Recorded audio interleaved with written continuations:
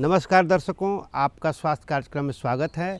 दर्शकों, आज हम लोग बातचीत करेंगे कोरोना और इसके चिकित्सकीय प्रबंध पर। दर्शकों, जैसा कि आप जानते हैं कि कोरोना एक ऐसी महामारी की तरफ पूरे विश्व स्तर की समस्या बनती जा रही है, स्वास्थ्य के लिए खास करके।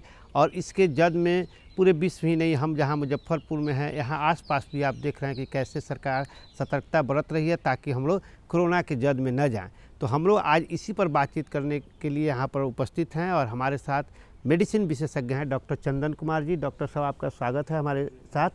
तो हम लोग डॉक्टर साहब से जानेंगे कि कोरोना है क्या, इसका कैसे बचाव हो, अगर किसी को है तो क्या सतर्कता बरते, इस पर बातचीत करेंगे। तो डॉक्टर साहब, सबसे पहले हमारे दर्शकों को बताएं कि कोरोना है क्या। कोरोना एक्चुअली एक वायरस की प्रजाति है जो चमगादड़ में मूलतः चमगादड़ में पाया जाता है और वो मनुष्य में फैला है। मनुष्य में इसका सिम्टम आता है, चमगादड़ में इसका लक्षण नहीं पाया जाता है। ये यूजुअली सांस के ड्रॉपलेट इन्फेक्शन है, सांस के द्वारा खांसने से, छींकने से या सलाइवा से, लार से फैलता है। और इसमें जो अभी जिस तरीके का स्ट्रेन जो प्रजाति है वायरस का, वो मूलतः उसका इन्फेक्टिविटी मतलब संक्रमण दर बहुत ज़्यादा है और लेकिन मृत्यु दर कम पाया गया है। भारत में खासकर ऐसा देखा गया है, जो अन्य विदेशों में, यूरोपियन कंट्री में, अमेरिकन कंट्री में जो जिस तरीके का स्ट्रेन है उनका मृत्यु दर ज़्यादा है, उसमें मृत्यु दर ज़्यादा है। लेकिन भारत में संक्रमण के हिसाब से मृत्यु दर कम है। संक्रमण मेनली 3 तरह से फैलता है, खांसने से, छींकने से या सांस के द्वारा। इसलिए इसमें अभी जो विशेष रूप से प्राथमिक रूप से जो रखना है वो है कि आपको डिस्टेंस मेंटेन करना है। खांसते और छींकते वक्त आपको ध्यान रखना है हमेशा कि एक दूरी रहे। खांसते वक्त मुंह को ढकें, छींकते वक्त मुंह को ढकें, और यही इसका मूल। तो सर, आपने बताया कि यह एक तरह से संक्रमण से चला है, और तो यह इसका कैसे फैला हुआ, कब से इसकी शुरुआत हुई और आज किस स्थिति में है, बताएं। जैसे पहले शुरुआत में ये वुहान स्टेट है, चीन का एक वुहान स्टेट है, वहाँ से जो लोग कुछ जंगली जानवर खाते थे, उसमें चमगादड़ खाते हैं, उन लोगों से मनुष्य में आया और मनुष्य के द्वारा वो धीरे धीरे संक्रमण फैला और विश्व के कई देशों में इसका संक्रमण हुआ। भारत में जिस तरीके से इसका संक्रमण बढ़ना शुरू हुआ, तो उस तरीके से इसका अभी जितना हम लोग के पास डाटा है, अगर ये संक्रमण जिस तरीके से शुरुआत हुआ था, अगर इस तरीके से सरकार के द्वारा जो दिशा निर्देश दिया गया, जो कदम उठाया गया, अगर ऐसा नहीं होता तो आज हम लोग की स्थिति इटली या स्पेन जैसी होती। बहुत ज़्यादा संक्रमण होता और बहुत ज़्यादा मृत्यु दर भी रहता। लेकिन जो सरकार के द्वारा दिशा निर्देश हुआ और जितना एक्टिवली सब कुछ किया गया, लॉकडाउन किया गया, सभी सरकारी अस्पतालों, प्राइवेट अस्पतालों को एक निर्देश जारी हुआ, एडवाइजरी जारी हुआ, तो उस हिसाब से संक्रमण दर को हम लोग बहुत कम किए हैं, बहुत कम किया गया सरकार के द्वारा। और अब ये कुछ विशेष जगहों पे, जिसको हॉटस्पॉट बोला जा रहा है अभी, विशेष जगहों पे इसका संक्रमण ज़्यादा है। और हम लोग का जो मुजफ्फरपुर है, ये अभी तक यहाँ पे कोई केस नहीं पाया गया है। जिन लोगों को भी जो दूर दराज से आए थे, दूसरे प्रदेश से, विदेश से आए थे, उन सब का जांच हुआ और सब लोगों में ये अभी तक निगेटिव पाया गया है। तो सर, इसका एक बात आपने बताया कि यह वुहान से चला और ख़ास करके मुजफ्फरपुर में नहीं है, लेकिन बिहार की बात करें, फिर इसके आसपास और भी जगहों पर, तो इसके वाहक मूल रूप से कौन बने चुकी है? चीन से यहाँ तक पहुँचा घूमते घूमते मनुष्य के द्वारा ही संक्रमण फैला है। मनुष्य खांसने, छींकने, यही सांस की प्रक्रिया से ही इसका फैलाव होता है और खांसने छींकने से ही इसका हुआ है। सलाइवा से भी कभी कभी हुआ है, लार के द्वारा थूकने पे।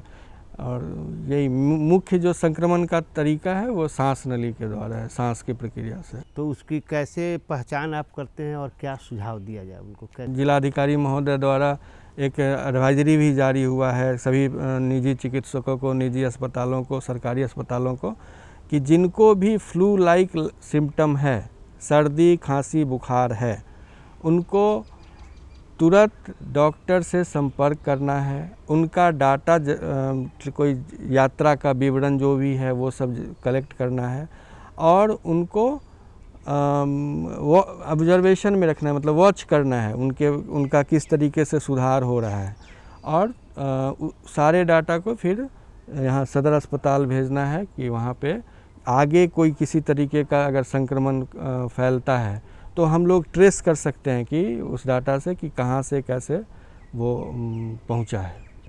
और इसमें जो संदिग्ध हैं उनको क्या क्या एहतियात बरतना चाहिए? जैसे आपने बताया कि यह एक दूसरे से फैला है, एक दूसरे लोगों के बीच थूकने से, खांसने से, संपर्क से है, तो अभी क्या क्या है जिसमें एक हम लोग सुनते हैं क्वारंटाइन, ये क्या है नहीं, ये जो है जो भी संदिग्ध हैं जिनको लगता है कि सर्दी खांसी बुखार जैसा लक्षण है तो सबसे पहले वो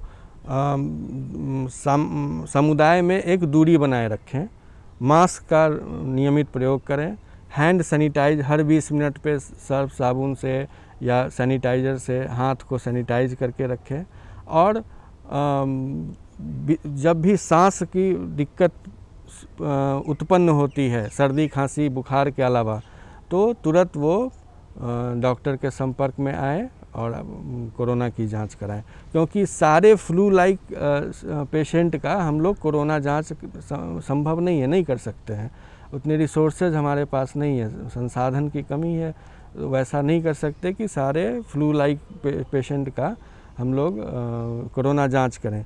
लेकिन अगर ये सिम्टम बढ़ता है, सांस लेने में दिक्कत, ब्रेथलेसनेस, दम फूलने जैसा कुछ उत्पन्न होता है तो और या फिर घर में समुदाय में कुछ और लोगों को भी ऐसा लक्षण आता है, फिर तुरंत डॉक्टर से संपर्क करना है और कोरोना की जांच करानी है। तो इलाज का पहला पड़ाव एक क्वारंटाइन भी हम लोग सोचते, क्वारंटाइन है क्या, उससे क्या फ़ायदे हैं और कैसे इसको अकेले कमरे में रहना है, आपको किसी से मिलना जुलना नहीं है, घर में ही एक जगह रह के खाना पीना सब कुछ आपको उसी घर में करना है और बाहर 14 दिन के लिए, जितना दिन वायरस का इंक्यूबेशन पीरियड होता है उतना दिन आपको बाहर नहीं निकलना है। 14 दिन का वायरस का इंक्यूबेशन पीरियड होता है, उस पीरियड में आपको बाहर नहीं निकलना है। जी, तो कितने स्तर पर क्वारंटाइन की व्यवस्था है? तो अपने घर में, फिर जब अस्पतालों में भी ऐसी व्यवस्था है क्या? सरकार ने बहुत सारे स्कूल को, बहुत सारे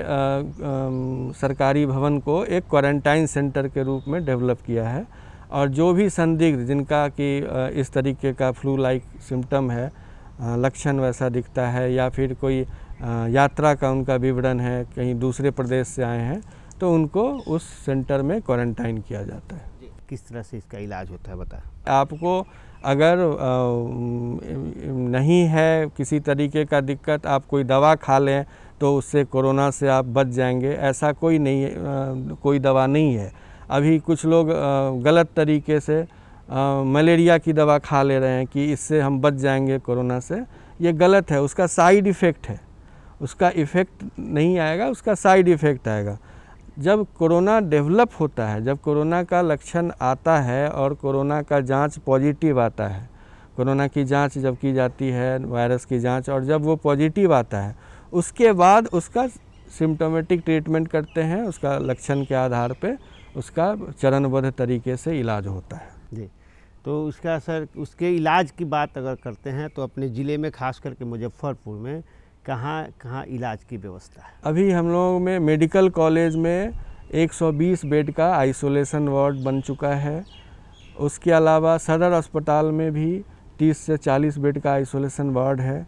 सभी निजी अस्पतालों को जिलाधिकारी के द्वारा निर्देश दिया गया है कि अपने अपने अस्पताल में एक आइसोलेशन वार्ड को डेवलप करें और निजी अस्पताल भी इस पर काम कर रहे हैं कि सरकारी व्यवस्था अगर संभाल नहीं पाती है पूरे तरीके से, सारी रिसोर्सेज फुल होते हैं, तो फिर निजी अस्पतालों को भी आइसोलेशन के वार्ड के रूप में डेवलप करना है और उनका इलाज करना है।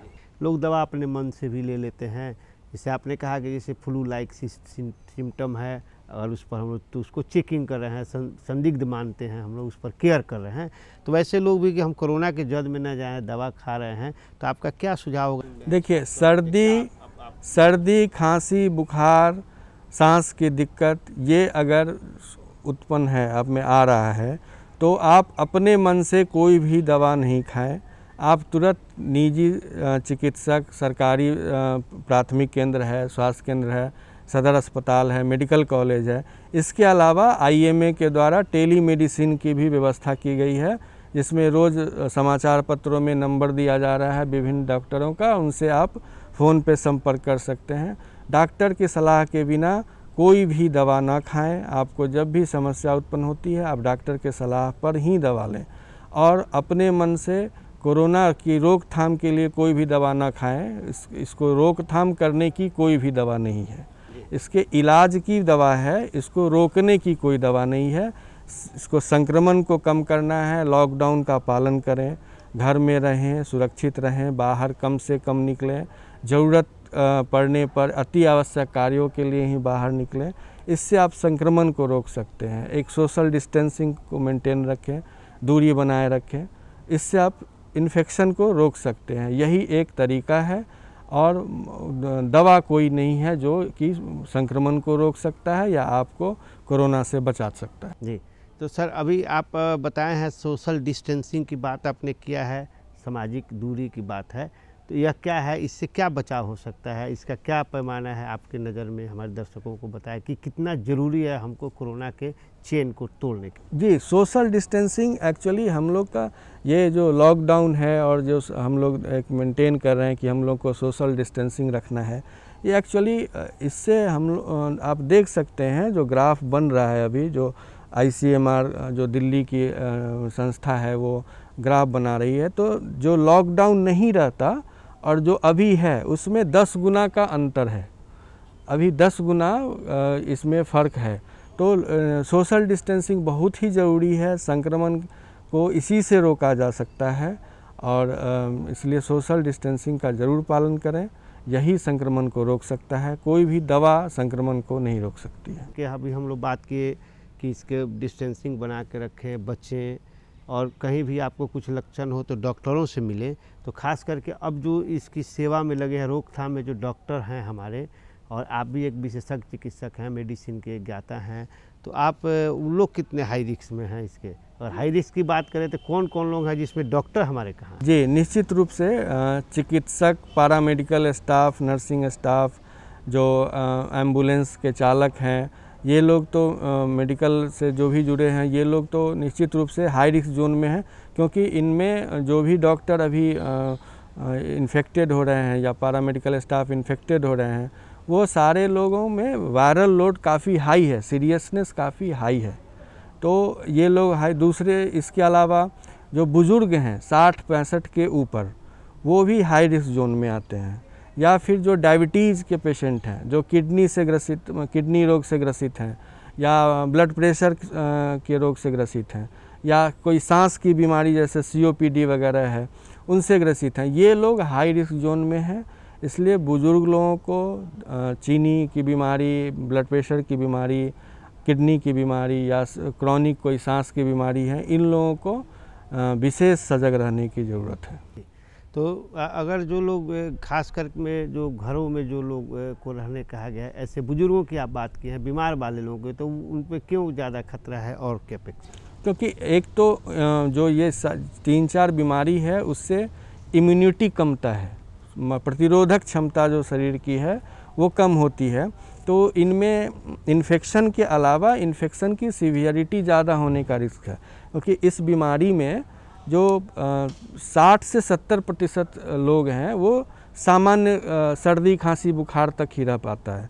जो ऊपर का 10-20% लोग हैं उन्हीं को ये गंभीर बीमारी के रूप में डेवलप करता है। और ख़ासकर इस वर्ग के लोगों को, बुज़ुर्ग को, डायबिटीज़ वाले को, किडनी वाले को, कि इनकी प्रतिरोधक क्षमता कम होती है, तो इनमें वायरल लोड ज़्यादा हो जाता है और वो सीरियसनेस बढ़ जाता है, बीमारी की गंभीरता बढ़ जाती है। जो डॉक्टर या जो पैरामेडिकल कर्मी जिनके बारे में आप बताएं, वो लोग लगे हुए हैं इसके सेवा में, तो उनको क्या, उनके लिए क्या मानक होना चाहिए? आप क्या सुझाव देंगे कि वह सेवा करें? तो क्या क्या बचाव के उपाय करें ताकि वह खुद इसके जद में नहीं जाएं, वह भी सुरक्षित हो? निर्देश है कि हम लोगों को भी पूरी तरीके से मास्क पहनना है, ग्लव्स लगाना है, हैंड वॉश, हैंड सैनिटाइज करना है, सैनिटाइज करना है और एक डिस्टेंस मेंटेन रख के ये करना है। जो भी संभावित लगते हैं उनको एक विशेष ध्यान रखना है, उनको उनके बारे में आंकड़ा जुटा के सूचना देना है जिला अस्पताल को। तो हम लोगों को भी वही सोशल मेंटेन रखना है, डिस्टेंसिंग, और उसी के आधार पे काम करना है। जो लोग कोरोना वार्ड में काम करते हैं, जो लोग जहाँ पे कोरोना है, जैसे मुजफ्फरपुर में तो अभी नहीं है, लेकिन जहाँ तो वहाँ पे उनके लिए सरकार द्वारा पूरा एक सुरक्षा किट दिया जाएगा, जिसमें PP kit, personal protection equipment कहते हैं, जिसमें कि उससे रोकथाम की जाती है। जी, एक सर ये बताएं कि आपका है कि आया है कि छूने से, किसी से हाथ मिलाने से, और अभी है कि दो तरह की आप बात करें, एक है कि ट्रेवल, एक है कि सोशल हमारे समाज में। तो ट्रेवल जो हिस्ट्री है इसका, तो अभी क्या है, ट्रेवल में कैसे आ रहा है, तो हाथ मिलाना कहाँ तक खतरनाक है, वैसे लोगों से हम लोग कैसे पहचान करेंगे कि यह व्यक्ति है संक्रमित है, कैसे पहचान करेंगे? अगर वायरस इन्फेक्शन है उसको, और अगर लक्षण नहीं भी है, तो भी उससे आपको संक्रमण हो सकता है। तो इसी सोशल डिस्टेंसिंग का मतलब ही यही है कि आपको हर लोग को संभावित मानते हुए अलग रहना है। एक दूरी बना के, सब लोगों से एक दूरी बना के रखनी है कि कोई भी कोरोना का मरीज हो सकता है। तो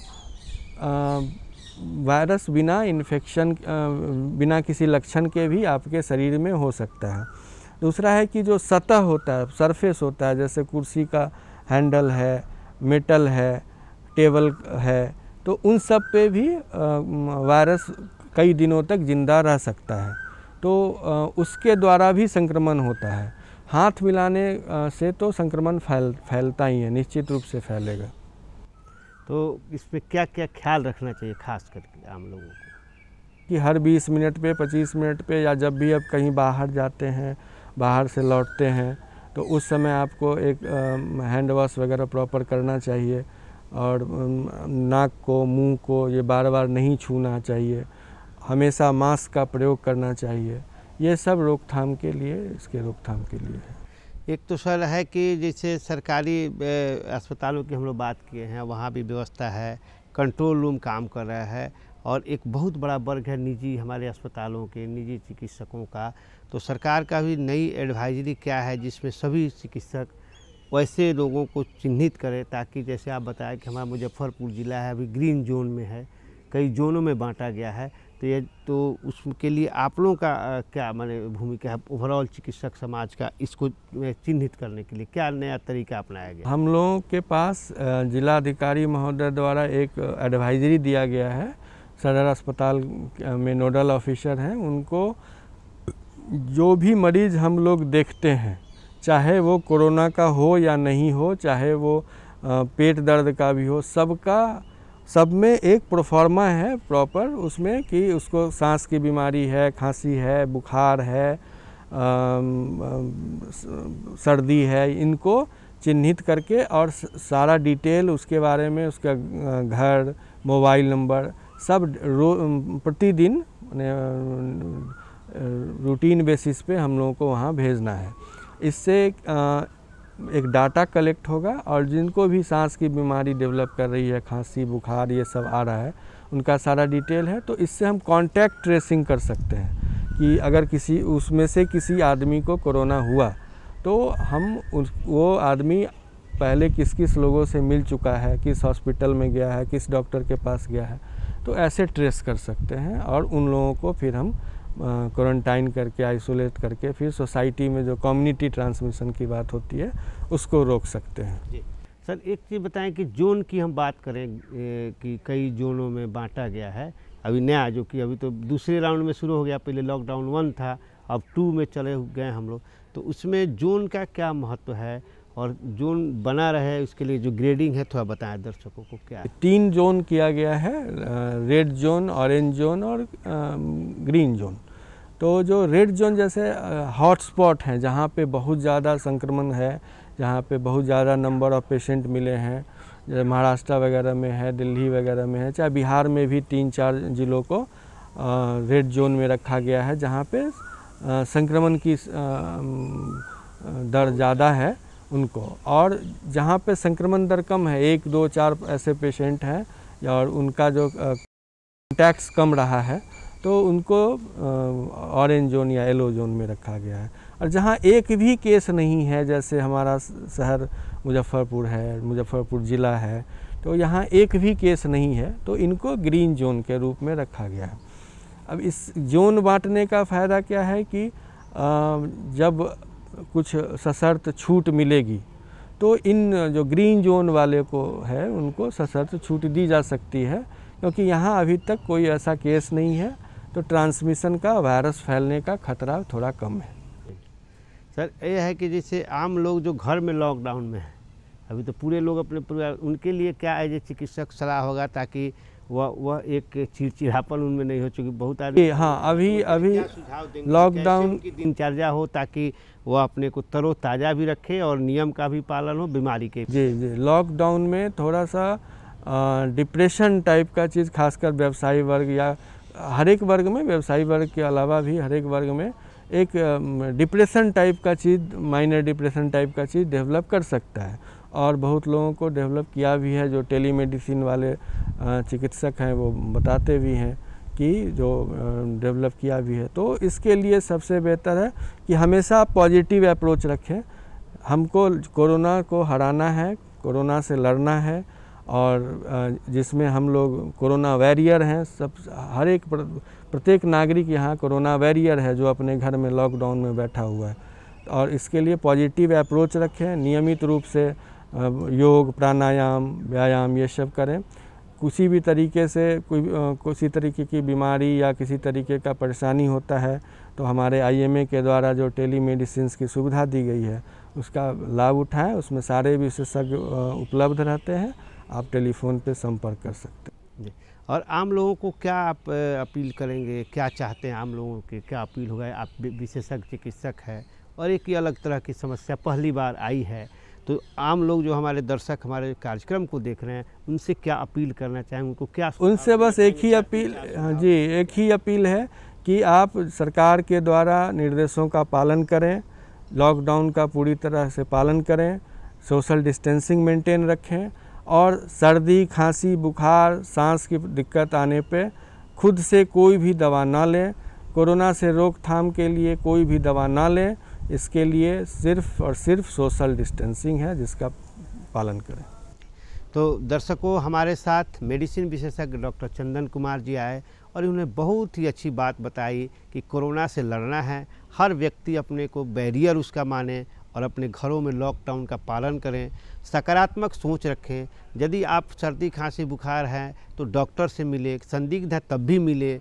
बाहर का आपका हिस्ट्री है, जैसे सर ने बताया कि विदेश से आए हैं या वैसी जगह से आए हैं जहां कोरोना पॉजिटिव मरीज हैं, तो निश्चित रूप से उसकी जांच करा लें। जांच में भी कोई परेशानी नहीं है, और आपका लाइफ स्टाइल हो, प्राणायाम, अच्छे से भोजन, परिवार के बीच रहे, तो हम समझते हैं कि इससे बचेंगे। और इन्होंने, सर ने कहा कि खुद बचें और समाज को बचाएं, यही इनका संदेश है। हम समझते हैं इस पर हम लोग अमल करेंगे तो निश्चित कोरोना हारेगा और हमारा समाज जीतेगा। धन्यवाद दर्शकों, धन्यवाद डॉक्टर।